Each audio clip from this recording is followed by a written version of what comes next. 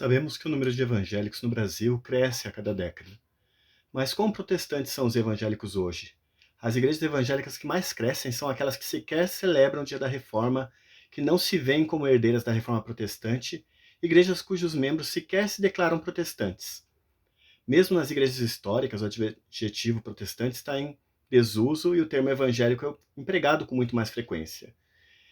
Isso se deve, em parte, ao abandono do que poderíamos chamar como poutility de princípio protestante. Isso, no entanto, se deve às tendências evangélicas que, se por um lado representam uma alternativa ao fundamentalismo, costumam, em geral, abrir espaço para a ação dele, desconhecendo ou subestimando o efeito destrutivo que as ideias fundamentalistas têm.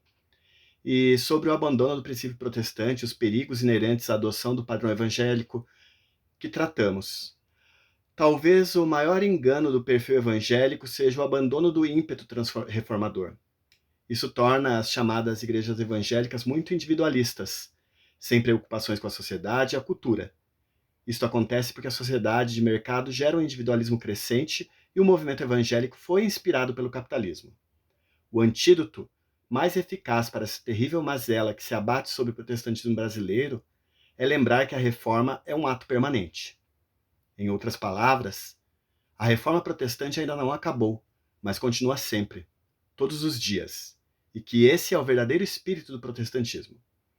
A maioria dos evangélicos pensa na reforma protestante como um mero acontecimento histórico, quando na verdade a reforma representa um paradigma cristão de pensamento e de conduta. Isto é o que significa o lema da reforma: Ecclesia reformata ac prompter semper reformanda, isto é, igreja reformada e por isso mesmo sempre reformante se reformando. Talvez o melhor adjetivo em português que expresse tal ideia seja reformacional. Em outras palavras, uma igreja protestante deveria ser uma igreja reformadora.